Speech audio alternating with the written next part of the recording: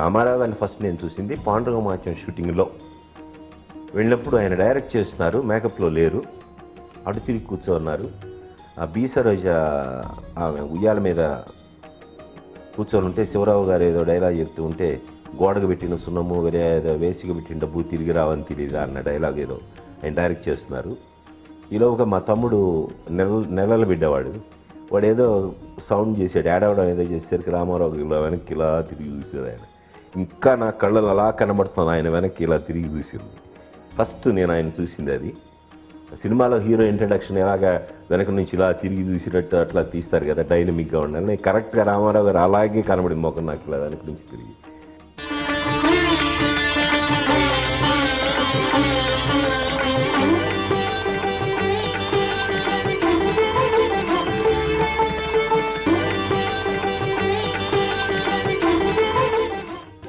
తర్వాత ఆయన చూసింది నేను ఎస్ఎస్ఎల్సి ఏదో పియూసీ చదివే టైంలో వాళ్ళు ఒకసారి ఈ తుఫాన్ బాధితుడికి వాళ్ళ కోసం ప్రజల దగ్గరికి వచ్చారు విరాళాలు సేకరించడానికి.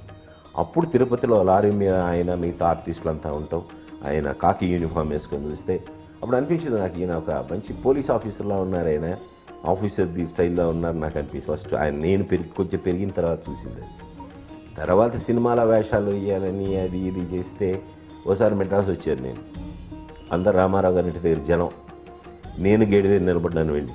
వెళ్ళి లోపలికి వెళ్ళి అడగాలని ఎవరు లోపలికి జనం రానివ్వట్లేదు. సరే నేను తోసుకొని లోపలికి వెళ్ళిపోయాను. ఆ వాచ్మెన్ అరుస్తూ ఉంటే కూడా వెళ్ళిపోయాను నేను దగ్గరికి చేతులు వెనక్కి కట్టుకొని ఏం బ్రదర్ అన్నారు. ఏం లేదు సార్, నేను ఆర్టిస్టు వేషాలు సినిమాలో ట్రై చేయాలని వచ్చాను, మీ సినిమాలు ఏమన్నా ఉంటే ఇవన్నీ. నా చేతులు విణుకుతా ఉన్నాయి వెనకాల గడగడగడగడగడ. ఆయన చూస్తే ఆయన కింద నుంచి మీ దాకా చూసి ఓకే బ్రదర్, ఇప్పుడైనా సినిమా చేయట్లేదు, మేము చేస్తున్నప్పుడు రండి తప్పకుండా ఇస్తామన్నారు ఆయన. తర్వాత నేను రాలేదు, అయిపోయింది. ఈలోగా నేను హీరో అయి వచ్చాను.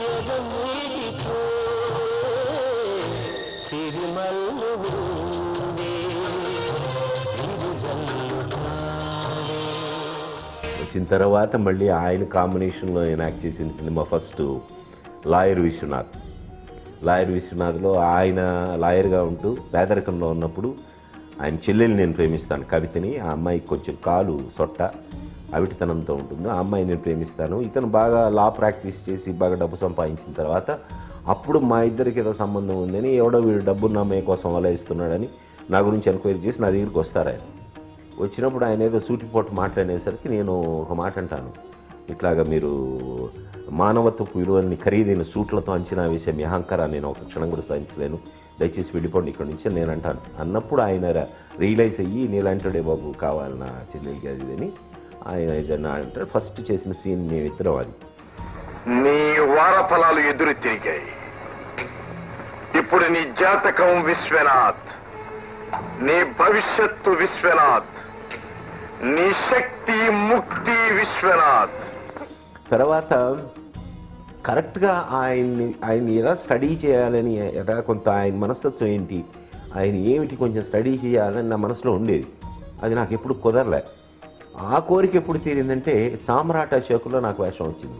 ఇది మరీ విచిత్రం. ఇది సినిమా ఫీల్డ్లోకి రాకముందు రామారావు గారితో కలిసి యాక్ట్ చేస్తానని నేను కలగని ఉండొచ్చు, కానీ ఆయన ఫాదర్ వేషం వేస్తానని నేను కలగంటానా? నేను ఆ కలగనలేదు. కానీ ఆయనకు ఫాదర్గా యాక్ట్ చేసే అవకాశం నాకు వచ్చింది. అదొక అదృష్టం. అది అందులో ఫాదర్ చేసినప్పుడు అప్పుడు ఒక 6-7 రోజులు ఉన్నాను అనుకుంటాను.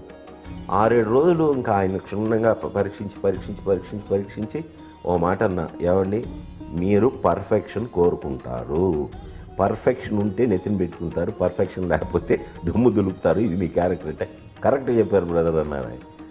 అది ఆయనతో నాకు అప్పుడు ఉన్నది. అంతకుముందు దానవీర సూరకర్ణలో నేను చేయాల్సింది అర్జునుడి వేషం.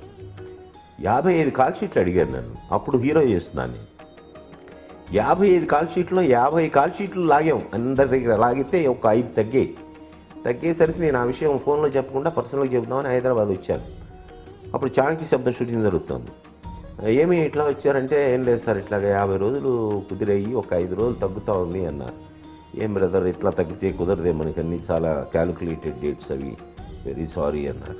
సరే కుదరట్లేదంటే పర్వాలేదు ఇంకోసారి కలుద్దాం అన్నారు. ఇంకా అంతే, మాది కలవడానికి కుదరలేదు. మళ్ళీ కలిసింది దీనికే, సామ్రాట్ అశోక్కి. కాబట్టి నా మనసులో ఆయనతో గడిపి అంటే ఆయన గురించి 10 మంది 10 రకాలుగా చెప్పుకుంటుంటారు కదండి. సో అవన్నీ ఎన్ని యథార్థం ఎన్ని తప్పు, అసలు ఆయన ఏంటి అని తెలుసుకోవడం కోసం అనుకున్నది. ఆ ఒక పత్రికల వాళ్ళు వచ్చి ఇంటర్వ్యూ చేసినట్టుగా నేను ఆ 5-6 రోజుల్లో ఆయన ఇంటర్వ్యూ చేస్తూనే ఉన్నాను అన్నమాట. ఆ విధంగా ఆయన అర్థం చేసుకున్నాను. ఆయన చాలా బోళ మనిషి, చాలా మంచి మనిషి. ఆయనలో గొప్పదనం ఏంటంటే చిన్న పెద్ద లేకుండా అంత దూరం నుంచి కనిపిస్తే ఆయనే ముందు నమస్కారం పెట్టి రెండు బ్రదర్ అంటాడు. మహానుభావుడు బాబోయ్. అందుకే మేమంతా కూడా ఆయన కొంటే చేతులు ఇక్కడి నుంచి ఇలా పెట్టుకెళ్తాం. ఎప్పుడు ఇలా తిరుగుతాడో నమస్కారం ముందు పెట్టేయాలి, ముందు ఆయన చేతి పెట్టించుకునే పరిస్థితి వస్తుందేమో అని. అది వండర్ఫుల్ ఒక ఇదే ఆయన దగ్గర ఉన్న మహాత్ముడు, గొప్పవాడు, మహానుభావుడు. 100 కోటికో ఒక్కడు, ఎప్పుడో ఎక్కడో